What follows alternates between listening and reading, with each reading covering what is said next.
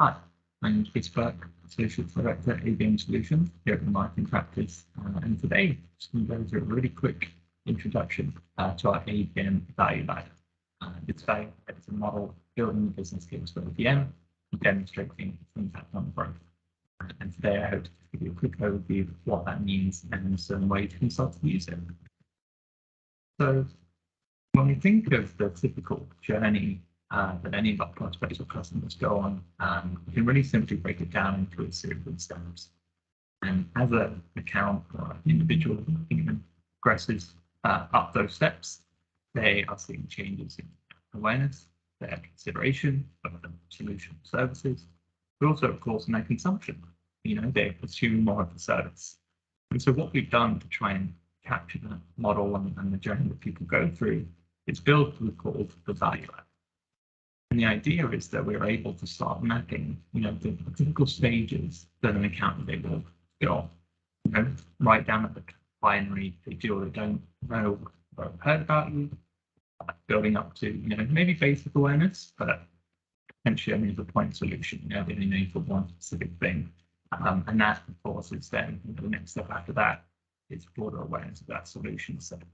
So, quite basic things, but really important things in terms of an overall prospect and customer's journey and their understanding and usage of you as an organization. And where it starts to get interesting is somewhere around the middle here, where we start to be able to see it all come together, not just as a point solution, of course, but as a strategic set of solutions that can help their business.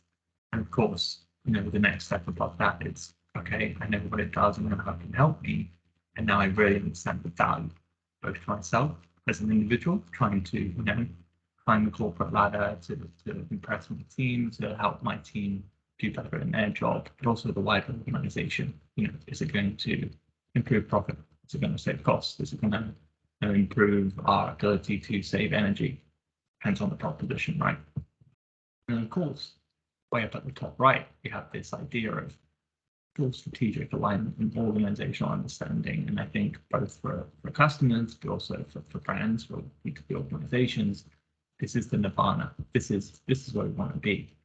And if we crudely plot typical 5 stages of accounts here, you can kind of see how a prospect, customer with a small footprint, customer with a large footprint, and a top account might usually sit along this spectrum. And really the idea for us as B2B marketers and salespeople is to move an account from the bottom left all the way up to the top right. And the quicker we can do that, the bigger leaps that we can make every time we revisit a target account. You don't necessarily have to be through each one of these step by step. If we're really doing a good job, sales, marketing, customer success all together, I would expect to see us making these leaps in 2s and 3s as we move up this ladder as well. So it's not just a linear model in that sense. There's a lot of good work that can be done to kind of accelerate the journey through this. But what we started to look at once we'd plotted this as well actually, all of the work we do across B2B marketing and sales perspective doesn't all kind of affect the spectrum in the same way. And what we found is that brand and demand activity, really great, taking us up the first 2 rungs of the ladder. Great at building awareness, great at starting to help a prospect and every organization understand what is it that you offer as an organization. Where we found ourselves getting stuck was somewhere in the middle here, a sticking point for buyers between understanding what a vendor offers and what it materially means to them.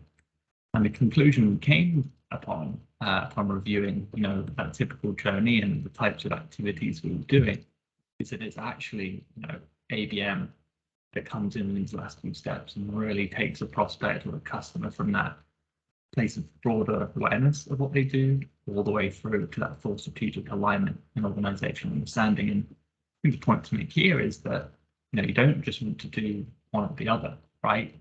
Brand and demand have a place, just like ABM has a place. If you only do one half of the ladder, so to speak, you're maybe either not capturing anyone down as they're just starting their journey about learning about your organization.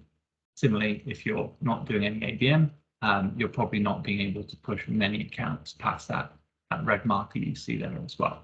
So, builds a bit of a business case for why you might need all three of those things and offers a little bit of a more pictorial view of actually how they all work together. And of course, there's things that happen differently in the ABM space, as we all well know. And for an organization that's maybe just dipping its toe in the water, this has been a really useful tool for being able to illustrate, well, why is this blue section different? Well, different because we do a number of different things that we just simply don't do down in the brand and demand space. And you'll notice from some of the typical tactics and activities that they're all, much more account-based. There's a high level of personalization. Everything's much more account-centric. We're starting to increase our spend per account. Hence, immersive digital experiences, maybe direct mail and gifting. And what this should do for anyone who's maybe, part of an organization who bread and butter has just been demand and brand, some of these things should feel quite different. Some of these things should feel like things they haven't explored yet, and hopefully can start to open the mind a little to some of the things that could be achieved through an account-based program. I find that the best thing to reinforce this slide up with is, this idea that, okay, we've changed what we do and how we speak and how we target our target accounts, but actually we're also changing the way we think about value. So you've got value to brand, which is value to your organization. Crudely, revenue, maybe NPS and customer satisfaction generally, might have different markers for your organization. And then value to customer, how much value do they perceive? How much are they using and finding value through using your technologies and services as well? And what we're able to do is start to show the types of things that you're measuring when you've got a more account-based relationship with the target account. So again, the things we're measuring are different when we're looking at ABM versus brand and demand, right? We're looking at maybe yes, the number of meetings, but it's number of executive meetings. We're looking not only at the pipeline generated, but the acceleration of that pipeline. We're looking at engagements, but it's C-level engagements. And interestingly, we're starting to bring in some of those retention metrics, ARR. Are we actually getting our customers big and then keeping them big year on year, or even growing them, right? Are we increasing our share of wallet? Are we getting customer references? Are we getting proactive invitations to RFPs? So that the types of things we're measuring even change at this point. And again, it's just a really nice way to kind of show why ABM can be quite different in terms of the things it can achieve, as opposed to brand and demand activity that's a little bit lower down the ladder you see here. And like I said before, the best outcome, the outcome we're all trying to drive many people towards, is taking people from this bottom left through to the top right here. That is our goal as sellers, as marketers, as customer success folks.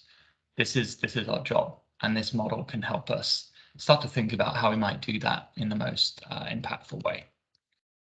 First way that it can be used, actually looking at accounts maybe at a cluster level. So this is an example for an enterprise SaaS company.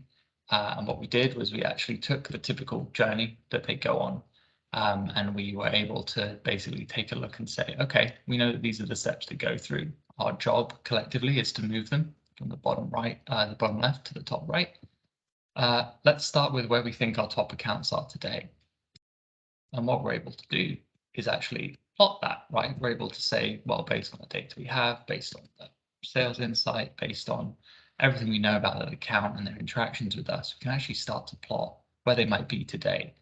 And you can see how you could start to use this to, say, well, actually, maybe Santander and Bank of America actually need a similar experience because they're at a similar point in their understanding, their usage, their consumption of a piece of technology.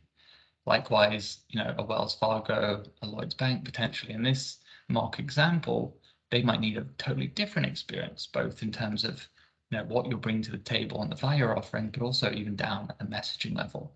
You're not going to talk in the same way to someone at Lloyds Bank who loves and uses and is really maximizing their use of your technology, versus how you might talk to somebody in Bank of America who's really just understanding the types of problems you solve, for example. And then of course we can also do it even deeper than that, go to the one-to-one level. This is again another example, this time for a cloud organization looking into the public sector. And what we're able to do is say, based on what we know about this target account, there is a journey that they go on. And instead of mapping target accounts, organizations, what we're actually able to do is map individuals and business units within that target account. And again, what it helps us do is start to understand, well, where are my key stakeholders on the spectrum today? What do we need to say to maybe, the director of cyber defense and the CDO that's different to the head of AI and the CTO? And again, a really useful thing to be able to say, here's where they are today. And then, after 3 months, 6 months, 9 months, a year of activity, keep revisiting the model, look for how much they've shifted. And like I said before, the quicker we can get somebody from the bottom left to the top right, the better our collective marketing, sales, customer success efforts are. So you can start to use this as a little bit of a tool to measure, an account's progress year on year as well.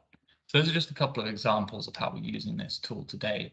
But what I just wanted to finish on in this little teaser was, just 3 simple ways I see us being able to use this value ladder, and 3 ways you can think about using it for your own organization. So first, as an educational tool, to explain the role of brand, demand, and ABM, how they interact and interplay, how going all in on one is probably not a good idea in most scenarios, but also just as a bit of a tool to help get buy-in on why you might need to blend those approaches.